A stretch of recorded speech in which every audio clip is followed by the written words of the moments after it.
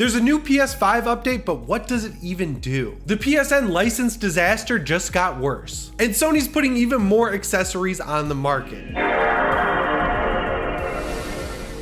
How's it going, everyone? Welcome to PSReady. This is the midweek news update. Right now, Summer Game Fest Showcase is happening. It's kicking off this big weekend of summer E3 style events, and I could not be more excited. But there's still tons of PlayStation news to cover, so let's just jump into it with the headline stories. So earlier in the week, I talked about this issue that Diablo was having, where if you paid $100 for early access, a lot of people were running into issues launching the game. It would give them, you don't have a license to play this game, which basically happens with digital games, where when you download them, it checks the internet and says, hey, does this person own this game in their account? The reason it does that is for PS Plus games, or if you had a game on a disc, now you can just play that version that's on your SSD, even if you don't have the disc and you own it in your account. So it's got to check with the internet to make sure you own that game. But people had pre-ordered the early access version of Diablo 4 and they weren't able to get into the game, which I pointed out in the video really sucks, because if you're paying $100 for early access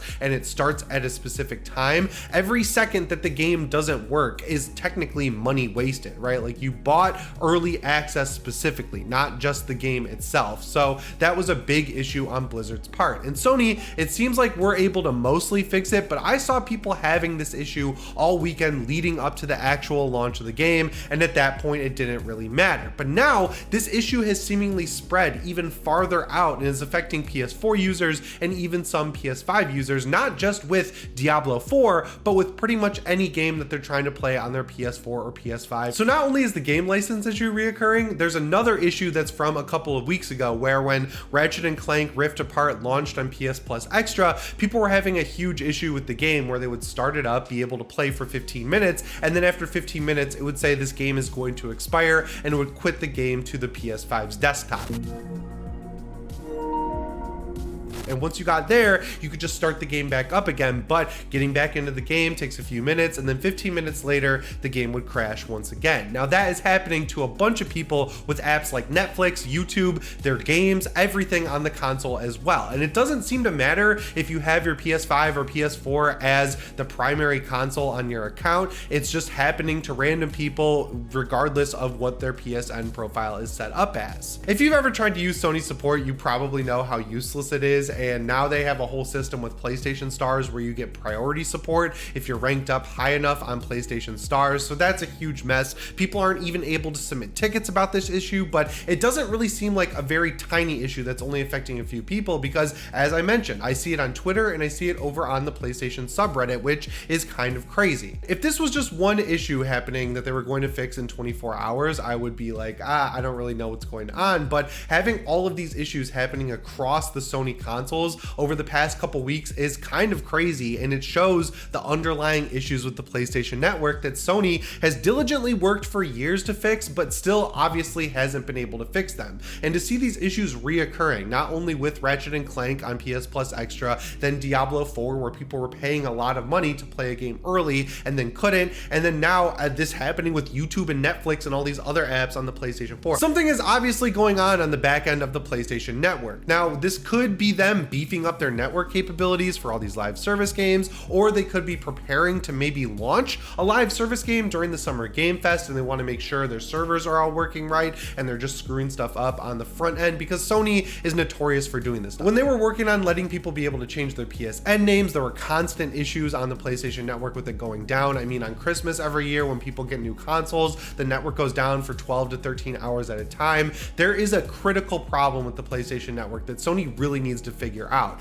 I'm glad that I got Diablo on PC as well, because if I had paid $100 to get that early access edition and I couldn't play it, that is like one of my top 5 pet peeves. Like, spending extra money to get something early and then not being able to take advantage of that feature that I paid for, because obviously they're okay releasing games unfinished. We've seen that time and time again this year with multiple games. It really sucks. I mean, Jedi Survivor still isn't completely fixed, and it looks like EA and Respawn are doing what they did with Dead Space, where they just just gave up when it was 80% done, and that really blows. But then now you're paying extra for stuff and they're just totally okay releasing it and not having it work. It's just a really frustrating situation, and I hope that Sony can figure out the PlayStation Network issues, because if they're going to release a bunch of live service games that are required to be online all the time, and they want to get 1 billion people on the PlayStation Network at a time playing these games concurrently, there is no way the network is set up to support that right now. And all I can really hope is that what they're doing and what's causing these errors is just them working on the back end, making sure in the future it will work well. This does not make me very confident in Sony's ability to release 10 live service games over the next few years, because I foresee a lot of network issues on the horizon, which really sucks, because this is affecting single player games as well.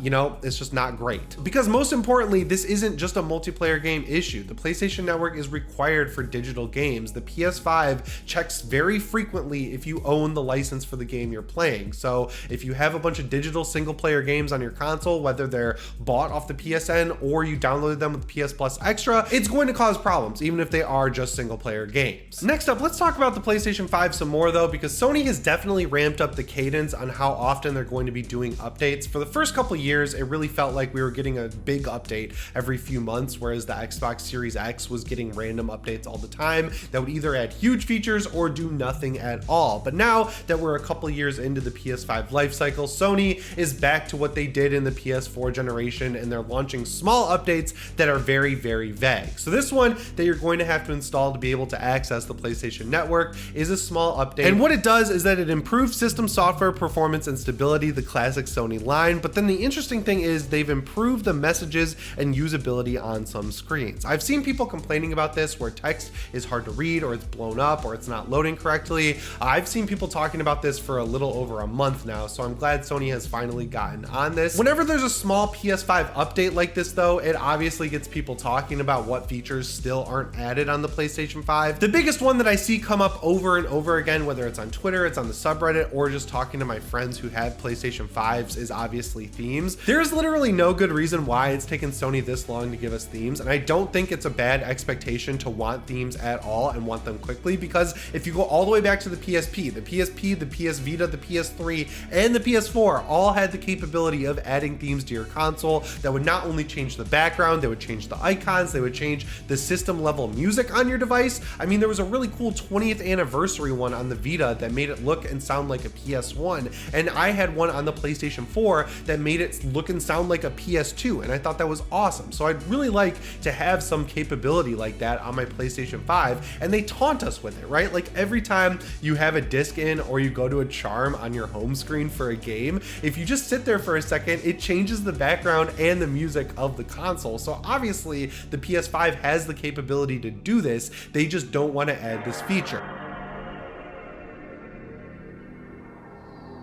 And the only conspiracy theory style reason I can come up with for this is the fact that they love to advertise on the PS5. Like there were ads on the PlayStation 4 for sure, but because the PlayStation Network, like the PlayStation Store, was a separate web app that had to be loaded, those ads were really hard for them to put on the home screen. But now you have a direct charm, like an actual page of the PS5 console where it's like built into the OS where you access the store. It's obviously much easier for them to put a bunch of ads there, and they love doing it. Like right when you start up your console out of rest mode, it defaults back to that home screen where you see all these ads. Another thing that would be great is a web browser. We've had the web browser on pretty much every PlayStation console going all the way back to the PSP, and obviously the reason Sony doesn't want to include a full-on web browser on the PlayStation 5 is that the browser is almost always used on these consoles to hack. So you can play pirated games or whatever you want to do on your PS5, but I don't think that's really a good excuse, because the more advanced these things get, the more online connected they are, the more they focus on digitally downloaded games, the harder and harder it is to pirate games, and the less and less people are going to end up pirating games. I mean, you can't even pirate Diablo 4 because it's an always online game, and there are so many examples of games like that. So I don't really see the reason why they don't want to have a web browser. So while yes, it is cool to see Sony fixing small visual bugs, I'd really love to see themes and a web browser by the end of the year, because then they can work on other things like hardware or even move on to the PS6, and we can stop looking forward to these updates that are going to have features that we've been asking for over 2 years now. You know what I'm saying? Next up on the list here, we get to talk about SSDs. I know you guys are absolutely shocked that I'm bringing up SSDs again, but last time we talked about this awesome heatsink that drops the temperature of your PlayStation 5 by up to 25 degrees Celsius, which is a noticeable difference. So this is an updated version of the SN850 Pro, and instead of calling it the Pro, it's called the SN850P. And while on the surface, it looks very similar to the PlayStation branded one we got last year, there are some pretty dang noticeable upgrades to this SSD. First of all, this one does come in 1 terabyte and 2 terabyte capacity, but they've also added on a third section, which is 4 terabytes. Yes, you can spend over $500 on this SSD and bring your PS5's total memory to 4.7-ish terabytes, which I don't know, man. I've filled up 2 terabytes before. It's not necessarily difficult to do. I think I would have a pretty tough time filling up 4 terabytes of SSD storage. And the cooler thing is, this thing is even faster than the one last year. So you'll see that actually on the PlayStation 5, because I did a video last year testing all these different SSDs, and I was honestly shocked to see the difference between the different speed drives not just be a couple of seconds, but honestly it was going up to like 20, 30, even 40 seconds of speed that you were getting out of these drives when you were transferring games off of a disk, downloading games, moving them between the internal SSD and this new external SSD. So yeah, these new speeds result in a real world difference. Also, as always, I've already added this SSD to the links in the description. I'd appreciate it if you use those because I get a little bit of a kickback. So the raw numbers are, it's going to have a write speed of 7,300 megabits per second, and then reads were up to 6,300 megabits per second.